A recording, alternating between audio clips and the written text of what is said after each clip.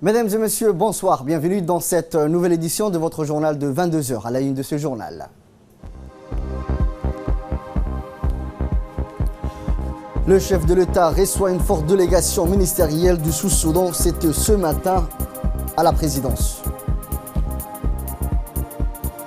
Également dans l'actualité nationale, le Premier ministre parraine la cérémonie de lancement du câble sous-marin d'Air One. Dans l'actualité internationale, un accord international pour la paix.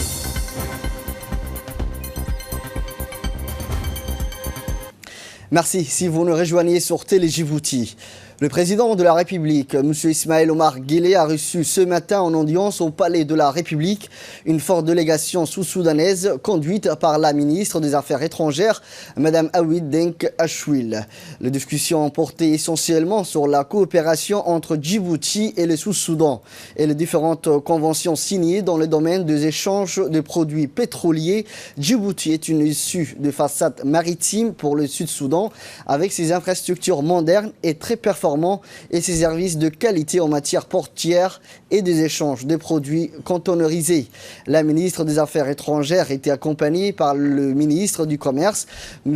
Paul Mawan, le ministre du Pétrole et l'Énergie, Awaw Daniel, et le ministre du Transport, Simon Midjok.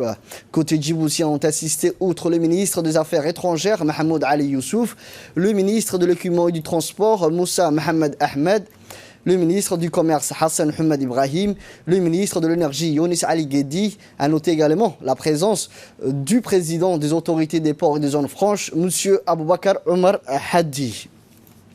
La ministre sud-soudanaise des Affaires étrangères, Mme Awid Denk, a indiqué que Djibouti est très important pour le Sud-Soudan car elle lui sert de débouché sur les aires maritimes. Elle a par ailleurs indiqué qu'ils auront de réunions au sein du département des Affaires étrangères sur les différents projets en cours de réalisation entre les deux pays. Écoutons à présent la réaction du ministre des Affaires étrangères, M.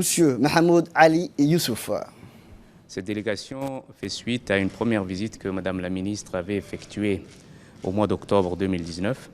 Et la République du Sud-Soudan, en tant que pays enclavé, cherche également des options d'accès à la mer. Je crois que Djibouti, en termes de distance, d'infrastructure et de services, de rapport qualité-prix des services, la République de Djibouti est très compétitive dans la région. Donc il est tout à fait normal que la République du Sud-Soudan cherche donc à s'ouvrir sur ce nouveau corridor. Les discussions ont beaucoup porté sur les produits pétroliers, leur exportation, les importations du Sud-Soudan, containerisées et en cargo. Les routes également sont des équipements clés de ce commerce. Comment pouvoir réhabiliter un certain nombre de routes, aussi bien côté de la République Sud-Soudan et à travers l'Éthiopie, arriver sur les ports et la zone franche de Djibouti. Il faut également savoir que c'est un pays qui a beaucoup de potentiel, qui ne demande qu'à être exploité. Et il y a déjà un corridor nord qu'ils utilisent vers le port Soudan. Et ils pensent que, le gouvernement du Sud-Soudan pense que donc, ce nouveau corridor permettra à l'économie du Sud-Soudan de pouvoir souffler, d'ouvrir de nouvelles opportunités et surtout de développer le commerce qui est essentiel au progrès qu'ils sont en train de réaliser dans ce pays. Il y a la question de la paix qui a été évoquée également. Nous attendons que l'accord revitalisé de l'IGAD au Sud-Soudan soit complètement mis en œuvre et la formation du gouvernement d'union nationale est prévue pour le 22 février. Je crois que la République du Sud-Soudan est sur la bonne voie quant à la restauration de la paix dans ce pays. Et comme on le disait tout à l'heure, c'est un pays qui a un énorme potentiel en termes de ressources minières et c'est un pays qui peut décoller très rapidement si la paix est retrouvée. Donc encore une fois, Djibouti a démontré qu'elle peut servir des marchés intérieurs de l'Afrique, qu'aujourd'hui le niveau des infrastructures et la qualité des services rendus par nos infrastructures et nos opérateurs djiboutiens est un niveau qui est apprécié et donc qui attire de plus en plus de pays. Je crois qu'on peut se féliciter de l'excellence de ces rapports et ses relations entre la République de Djibouti et la République du Sud-Soudan. Et le président de la République nous a donné les instructions pour qu'on puisse aller de l'avant afin de raffermir et de consolider ces relations et d'ouvrir de nouvelles opportunités et de nouveaux horizons par rapport donc à ces relations bilatérales.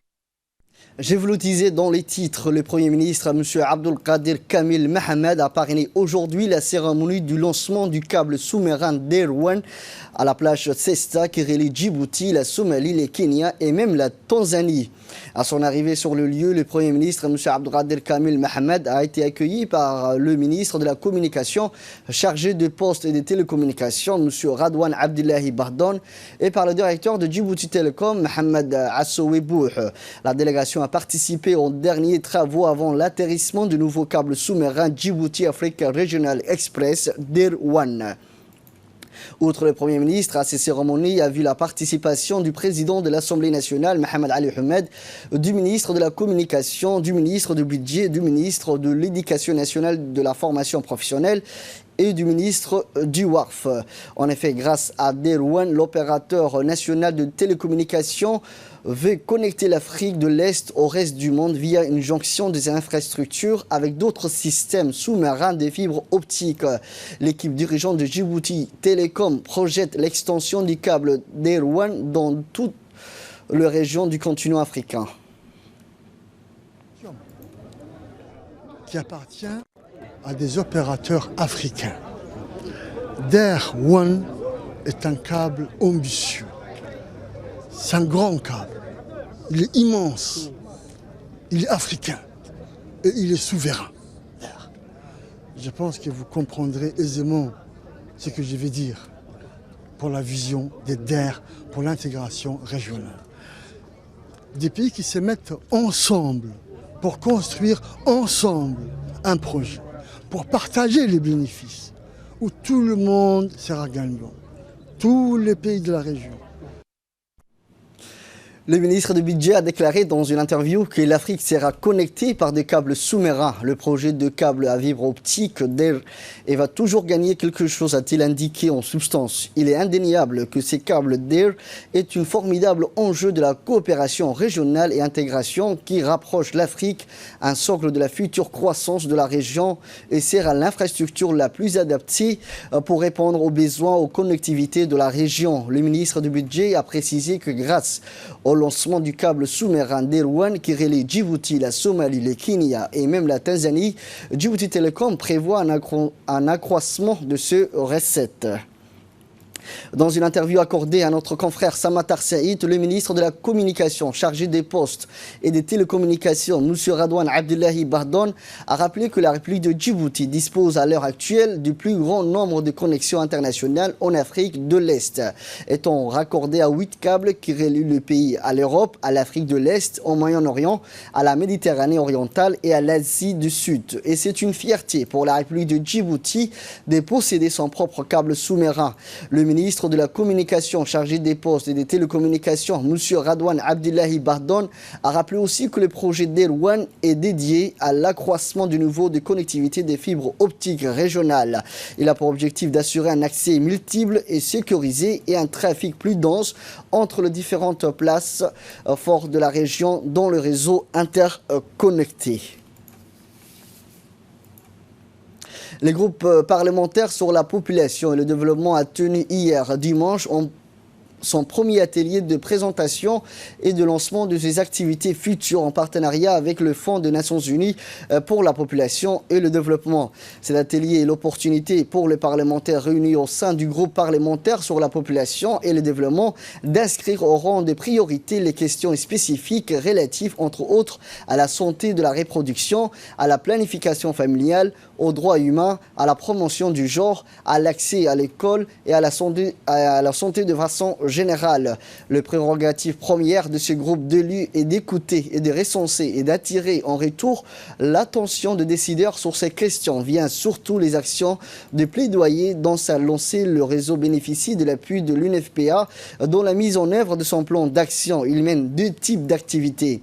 Il s'agit d'une part d'une activité propre incarnée au plan national et d'autre d'autre part des activités à l'échelle internationale organisées par des organisations auxquelles appartiennent le groupe auquel il est invité. Durant l'atelier, les parlementaires du réseau ont longuement discuté des actions à mettre en œuvre pour respecter leur engagement en faveur du bien-être des populations. L'atelier a été ouvert par le président de l'Assemblée nationale, M. Mohamed Ali Hamed. Dans son allocution de bienvenue, le chef du Parlement a affirmé ceci. Pour moi, un plaisir de vous convier à l'atelier de la mise en place du groupe parlementaire portant sur la population et le développement. Cet atelier est organisé en collaboration avec le FINIAP, que je remercie vivement pour son appui. Ce groupe parlementaire sera à même de répondre aux défis en matière de population et de développement, notamment pour intégrer dans les différents projets de loi les besoins spécifiques rencontrés par nos populations.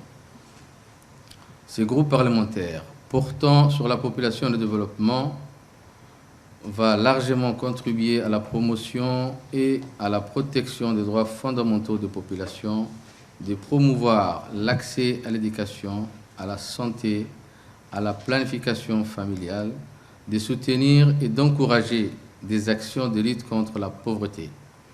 Chers parlementaires, avec l'appui et la coopération du FINIAP, notre Parlement, comme tous les parlements du monde, ambitionne d'être une institution forte, accessible et surtout au service de sa population. La composition de ce groupe parlementaire reflète toutes les sensibilités présentes dans notre institution, c'est-à-dire la parité genre, la présence des jeunes parlementaires, de l'opposition et surtout de l'équilibre régional. Donc toutes les régions sont représentées. Cet atelier, mes chers collègues, vous permettra de mieux communiquer sur ces thématiques lors de la caravane parlementaire qui vous permettra de sillonner les 5 régions de l'intérieur. Le ministre de l'Éducation nationale de la formation professionnelle, M. Moustapha Mohamed Mahamoud, a accueilli le président de la Fondation Education Relief Foundation, cher Mansour bin Moussallam, à l'aéroport international de Djibouti. Le ministre et le cher Mansour ont eu un long entretien en salon VIP en présence du secrétaire général du MINFOP, M. Mohamed Abdallah Mahyoub. Les échanges ont permis de revoir l'état de préparatifs du 3e sommet mondial sur l'éducation équilibrée et qui doit s'ouvrir lundi prochain. À une petite semaine du sommet, les choses s'accélèrent et les premières délégations étrangères sont attendues de ces semaines, rappelant que près de 200 participants sont attendus à Djibouti, dont notamment des chefs d'État et de gouvernement, des membres du gouvernement, des experts et des universitaires, des figures des organisations de la société civile. La communauté éducative mondiale attache de grandes attentes à cette grande messe de l'éducation équilibrée et inclusive qui devra aboutir sur la déclaration de Djibouti. Une déclaration qui définira le grand axe pour parvenir à mettre en place une école plus inclusive et plus juste devant tous les élèves. Justement, pour en savoir plus sur ces sommets, sur ces 3e sommets de l'éducation équilibrée, nous avons le plaisir. Nous avons avec nous sur ces plateaux M. Mohamed Moussa Yabé, conseiller technique du ministère de l'Éducation nationale de la formation professionnelle et également secrétaire général de la Commission nationale de l'UNESCO. Merci M. Yabé d'avoir répondu à notre invitation. Ma première question, à quoi consiste ces 3e sommets sur l'éducation équilibrée et inclusive? C'est-à-dire, c'est quoi l'éducation équilibrée et inclusive? Merci et bonsoir. Comme vous l'avez dit, notre pays s'apprête à accueillir le 3e sommet international de l'éducation équilibrée et inclusive. Comme vous l'avez dit, nous attendons entre 200 et 300 personnes. Nous attendons des personnalités politiques, des universitaires, des chercheurs, des experts, des professionnels de l'éducation, mais aussi la société civile. À l'issue de ces 3 journées, le 27, le 28 et le 29 janvier, sera signée la déclaration universelle de l'éducation équilibrée et inclusive. Pour revenir au concept éducation équilibrée et inclusive, je vais les résumer en 3 points. Généralement, l'éducation proposée dans le monde est une éducation bancaire. J'emprunte les mots au guide mondial sur l'éducation équilibrée et inclusive. Le guide mondial est un document de référence pour expliciter les cadres théoriques et conceptuels de l'éducation équilibrée et inclusive. Qu'est-ce qu'une éducation bancaire? C'est une éducation qui forme des enseignants qui ont le savoir, qui déposent les savoirs dans un récipient qui s'appelle l'élève. L'éducation équilibrée et inclusive, justement, nous invite à reconsidérer et surtout à considérer l'élève comme un être plus complexe qu'un récipient qui reçoit un savoir, un être issu d'une communauté, avec un certain bagage culturel, avec un vécu. Et donc, il faut le reconsidérer parce que on ne peut plus continuer comme ça. Et une fois qu'on a touché, une fois que le regard porté sur l'élève... Donc il faut adapter l'élève à l'éducation. Oui. Avec le programme. Oui. Surtout, il faut voir que cet enfant n'est plus ce qu'il a été, ou bien comme on l'a toujours préconçu. Il faut réaliser que l'élève est plus complexe qu'un enfant qui est là juste pour recevoir. Et du moment qu'on a porté un regard nouveau sur l'élève, la posture de l'enseignant doit changer. La deuxième chose qu'elle apporte, c'est l'éducation équilibrée et inclusive, c'est que généralement, l'éducation qu'on propose dans le monde célèbre ce qu'on appelle les savoirs académiques. L'éducation équilibrée et inclusive nous propose de revaloriser et valoriser ce qu'on appelle les savoirs endogènes, les savoirs qui appartiennent aux communautés. Parce que un enfant à qui on a montré l'utilité de l'école, qu'il n'y a aucune barrière entre sa communauté et l'école, sera un élève plus motivé, il comprendra l'intérêt de l'école, et comme ça on gagnera non seulement sa motivation, et si on gagne sa motivation, on va gagner, on aura des performances scolaires plus intéressantes. Et troisièmement, généralement, l'éducation proposée a une vision utilitariste. On forme les enfants pour qu'ils aient un métier. Juste ça. L'éducation équilibrée et inclusive propose, en tout cas apporte une touche humaniste. Qu'est-ce qu'on entend par humaniste? On considère l'être pas simplement dans le sens où bien, on ne le forme pas pour avoir un métier. On le forme en tant que futur citoyen. Quelqu'un qui apportera beaucoup à sa communauté, à son pays. Voilà grosso modo pourquoi on doit rééquilibrer l'éducation. Maintenant, par rapport à l'inclusivité. Par rapport à l'inclusivité, les gens résument ce mot et ce concept à une volonté d'élargir l'école aux filles, aux enfants vulnérables, aux enfants à besoins spéciaux. Cette fois-ci, je pense qu'il faut aller plus loin. Et surtout, l'éducation équilibrée et inclusive propose justement d'aller plus loin. Dans le sens où on doit proposer une éducation qui inclut la société, d'où la contextualisation. Voilà, grosso modo, comment je peux résumer l'éducation équilibrée et inclusive. Donc, est-ce que l'éducation équilibrée et inclusive est quelque chose de nouveau dans votre système éducatif? Du tout, du tout. Je dois rappeler qu'en 1999, notre pays a refondé l'école. Et justement, à cette époque-là, est sortie une loi qui est, pour nous, la loi la plus importante, c'est la loi de 2000.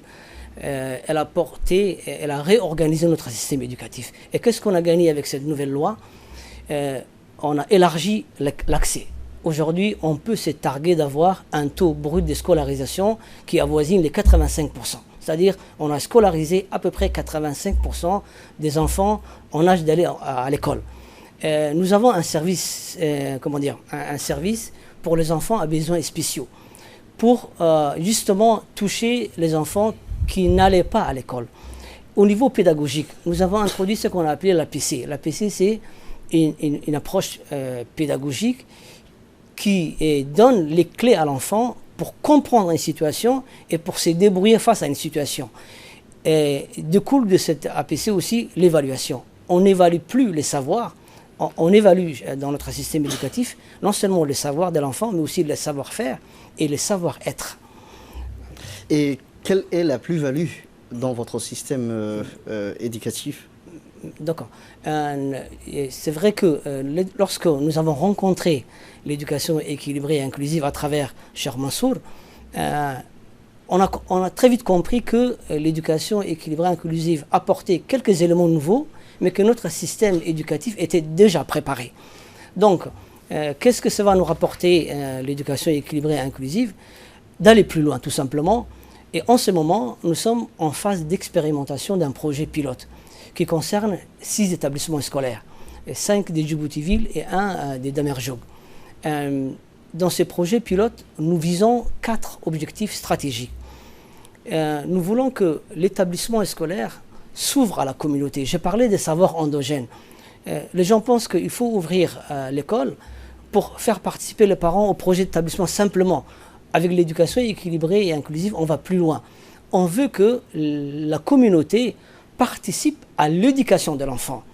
Et ainsi, on va casser la barrière entre la communauté et l'établissement. Premier objectif stratégique. Deuxième objectif, c'est l'élève. On veut, avec l'éducation équilibrée et inclusive, montrer que l'élève est plus complexe, plus complet, et que la posture de l'enseignant doit changer, et qu'il faut plutôt une pédagogie active. Et c'est fini ces cours magistraux où on déposait le savoir sur l'enfant, l'enfant récitait, on lui faisait passer un devoir, et c'est fini. Maintenant, l'enfant lui-même interroge l'éducation, interroge les connaissances, et il prend que ce qui l'intéresse et ce qui l'aidera demain à être un bon citoyen. Troisième objectif stratégique, c'est l'enseignant. Du moment justement que l'élève n'est plus le même, l'enseignant doit changer aussi sa posture et va être plus bienveillant déjà, et surtout va revoir sa pratique par rapport à cet enfant qui n'est plus le même, qui n'est plus celui des années 80. Et enfin, les contenus. On va agir sur le contenu parce que déjà, je parlais de la contextualisation. Notre système éducatif a beaucoup contextualisé les programmes scolaires. Nous avons, de la première année à la terminale, des programmes nationaux. Mais avec cette nouvelle approche, nous allons proposer des contenus plus contextualisés, mais surtout, je pense que c'est le plus important, les contenus ne seront plus séparés en disciplines. On va injecter un peu de ce qu'on appelle la transdisciplinarité. On va faire en sorte que l'enfant apprenne des éléments qui lui permettront de répondre aux défis de demain. Donc, c'est, je pense, un des piliers les plus importants de l'éducation équilibrée et inclusive, la transdisciplinarité. Merci beaucoup, Monsieur Mohamed Moussa Yavé. Je rappelle, vous êtes le conseiller technique du ministère de l'Éducation nationale et de la formation professionnelle. Merci et également secrétaire général de la Commission nationale de l'UNESCO. Merci à vous. Également dans l'actualité nationale, on reste dans l'éducation. Le ministre de l'Éducation nationale et de la formation professionnelle, Moustapha Mohamed Mahamoud, a reçu la commission ad hoc chargée de l'élaboration du plan d'action à moyen terme de la politique nationale de la formation professionnelle, en collaboration avec les acteurs publics, privés et régionaux. Dans cette première réunion de prise de contact, le ministre a exhorté les membres de cette commission à construire un plan d'action tenant compte du développement des compétences techniques et professionnelles et de viser le partage et la mutualisation d'expériences afin que les stratégies et actions développées puissent avoir un objectif ultime, celui de la mise en œuvre efficace d'une politique nationale de la formation professionnelle au service du développement accéléré et durable du pays. Il a rappelé aussi le délai d'exécution de ces travaux de réflexion et encouragé cette commission à s'engager dans ses projets de rédaction. De ces faits, la commission doit fixer rapidement un cadre et une méthodologie de travail et privilégier l'engagement participatif de l'ensemble des acteurs concernés par cette politique nationale de la formation nationale. Les enjeux sont importants, les défis sont nombreux, mais ce département ministériel vous apportera le concours nécessaire afin de faciliter le déroulement de vos travaux. Donc la réussite dépendra fortement de la participation active de vous tous, tant au niveau individuel que collectif. Je reste toutefois convaincu qu'en termes de vos travaux, vous vous présenterez un plan d'action riche, adéquat, mesuré, fonctionnel, adapté, réaliste et étalé dans le temps, dans la cohérence la plus absolue, a-t-il conclu le ministre de l'Éducation nationale et de la formation professionnelle, M. Moustapha Mohamed Mahamoud. La Semaine nationale de l'action sociale de 2020 les femmes bénévoles à l'honneur. La Semaine nationale de l'action sociale sous les signes de la solidarité et de l'entraide s'est poursuivie. Une cérémonie de récompense de femmes bénévoles a eu lieu aujourd'hui au complexe Ar-Rahma, commune de Belbala, placée sous la haute autorité de la ministre des Affaires sociales et de la Solidarité, Mme Mouna Ousmane Aden. La cérémonie a vu la participation de centaines de femmes bénévoles qui travaillent en étroite collaboration avec les travailleurs sociaux. Outre la ministre des Affaires sociales et de la Solidarité, Mme Mouna Ousmane Aden, la vice-présidente de l'UNFD, Hasna Ahmed Bilil, la secrétaire générale du ministère de la Femme et Famille, Anissa Hassan Bahdon, le président de la commune de Belbala, Aden Mohamed Hamad, et des parlementaires ont pris part à cette cérémonie. Cette cérémonie est consacrée à mettre à l'honneur de femmes bénévoles qui réalisent des activités louables destinées d'accompagner et de renforcer les programmes de développement socio-économique du ministère des Affaires sociales et de la Solidarité. Le président de la société civile et le président de la commune de Belbala se sont félicités les actions sociales de femmes bénévoles. Ils n'ont pas manqué à rappeler les efforts consentis de femmes volontaires au service du progrès social et ont encouragé de poursuivre leurs efforts.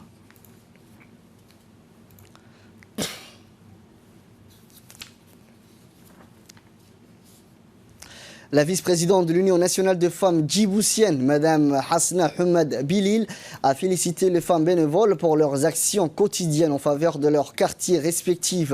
Elle a rappelé que le volontariat est un principe fondamental de notre religion, voire notre culture. Nous sommes une société où la solidarité et l'entraide occupent une place prépondérante, a-t-elle indiqué.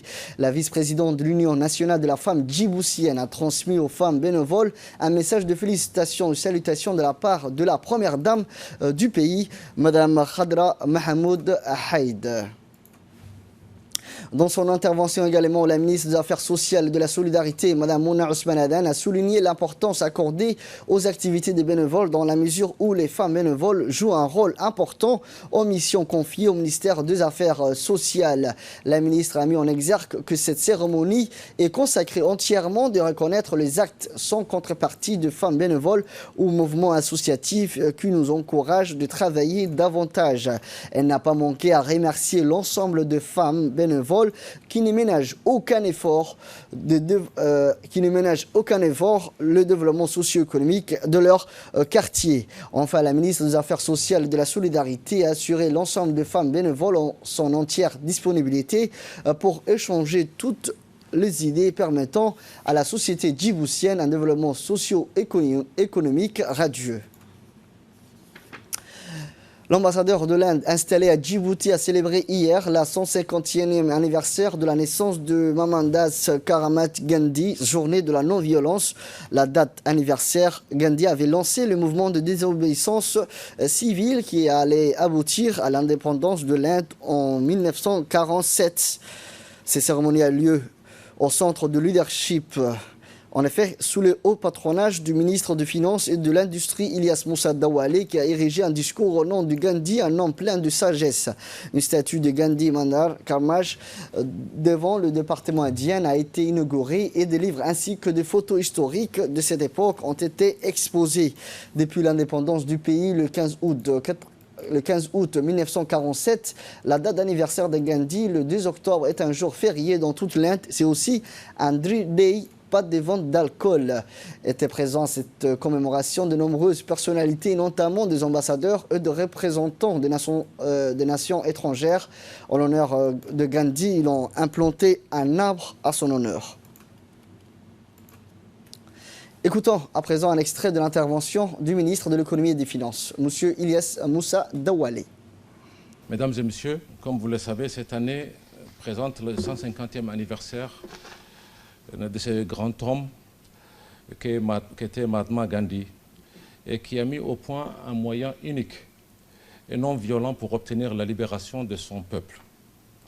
Son puissant message de non-violence continue de résonner à travers le monde, notamment à travers l'action que mène l'Organisation des Nations Unies en faveur de la compréhension mutuelle, de l'égalité, du développement durable, de l'autonomisation des jeunes et du règlement pacifique des différends. L'instant est historique et l'occasion l'est tout autant. Comme le grand Mahatma Gandhi l'a dit dans une de ses célèbres citations, Le futur dépend de ce que nous faisons au présent. Quelles que soient nos origines, nous sommes unis par la volonté de progresser. Nous voulons avancer, nous voulons nous développer et nous voulons également innover. Nous aspirons à une vie meilleure, pour nous-mêmes évidemment, mais encore plus pour nos enfants et pour le monde. Nous traçons notre propre existence et créons les conditions de notre avenir. Le ministre de l'Occupement et des Transports, M. Moussa Mohamed Ahmed, a reçu hier dans son cabinet en présence de Daoud Ali Abdo, directeur général par intérim de l'autorité de l'aviation civile, une délégation de l'Organisation de l'aviation civile internationale composée de M. Denis Joukoudon, directeur adjoint du bureau de la navigation aérienne, et de M. Paris Kachambo, directeur régional SAF, pour une mission de travail de 24 heures à Djibouti. Ces délégations avaient pour objectif de constater le travail remarquable et les avancées réalisées par la SCC de Djibouti. Également, dans l'actualité nationale, le secrétaire d'État chargé de la décentralisation, Hamadou Mohamed Aramis, entouré de son staff, a eu aujourd'hui dans la salle de réunion de son département une importante réunion avec le président de l'exécutif de 5 conseils régionaux du pays.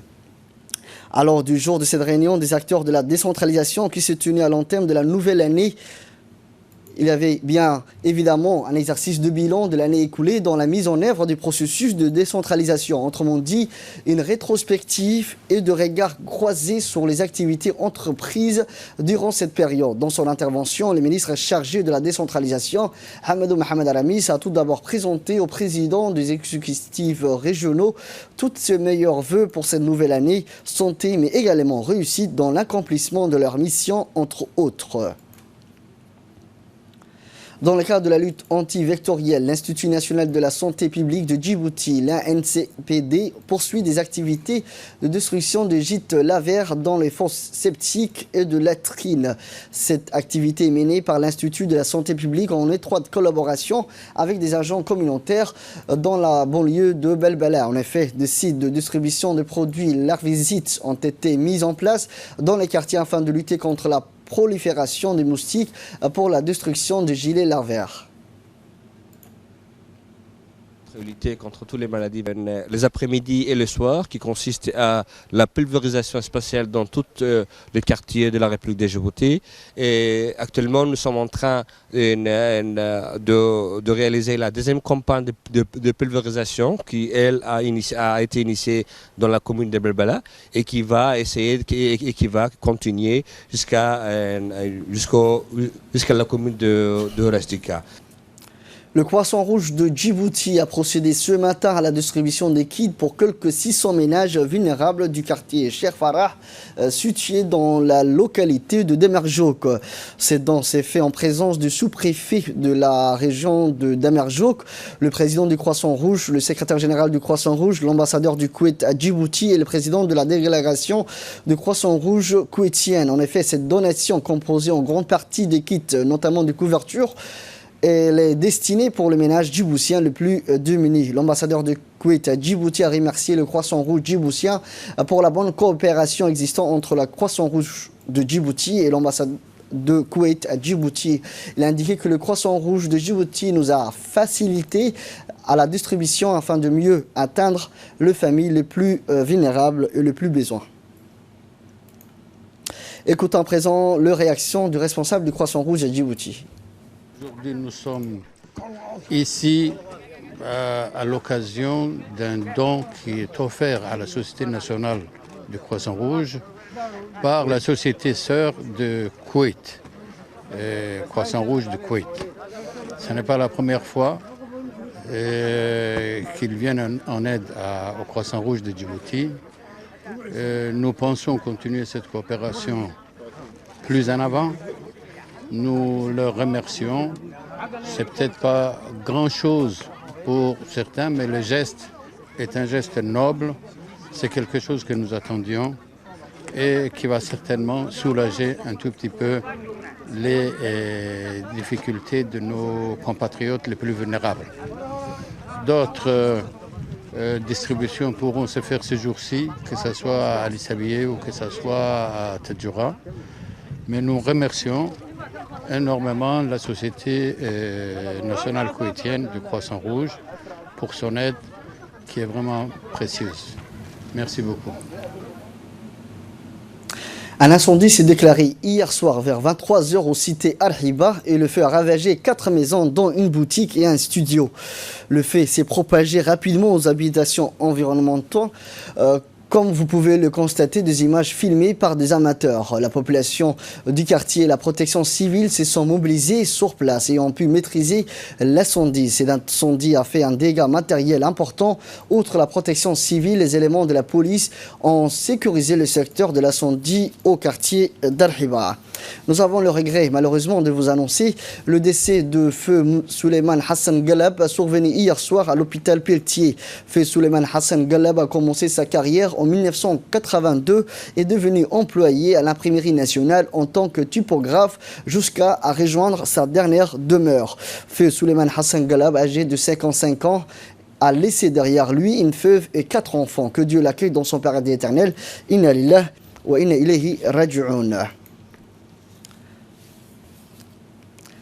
Passons à présent à l'actualité internationale. Les dirigeants des principaux pays concernés par le conflit en Libye se sont engagés à respecter l'embargo pour les armes décidé en 2011. Le détail dans ces commentaires de Ferdous Hussein. Les dirigeants des principaux pays concernés par le conflit en Libye se sont engagés à respecter l'embargo sur les armes décidé en 2011 par les Nations Unies et renoncer à toute interférence étrangère dans le conflit. Les participants ont aussi appelé à un véritable cessez-le-feu permanent sur le terrain qui se fait attendre malgré l'entrée en vigueur le 12 janvier d'une fragile trêve entre les belligérants. Pour s'assurer du respect effectif et durable de la fin des hostilités, des rencontres interlibéennes entre représentants militaires des deux camps devraient être organisées prochainement. Une invitation sera lancée dans les prochains jours, a assuré Antonio Guterres, secrétaire général de l'ONU. Pour la consolidation du cessez-le-feu, l'émissaire de l'ONU a appelé les deux camps rivaux à former une commission militaire composée de 10 officiers, 5 de chaque côté. Une commission aura pour mission de définir sur le terrain les mécanismes de mise en œuvre du cessez-le-feu. Le ministre russe des Affaires étrangères, Sergei Lavrov, avait par ailleurs indiqué que les deux belligérants du conflit libyen n'étaient pas parvenus à entamer un dialogue sérieux lors du sommet international à Berlin. Comme à Moscou, les deux chefs rivaux ne se sont pas rencontrés dans la capitale allemande. C'est tout pour ce journal. Merci à vous de l'avoir suivi. Restez avec nous, le programme continue sur Télé Djibouti.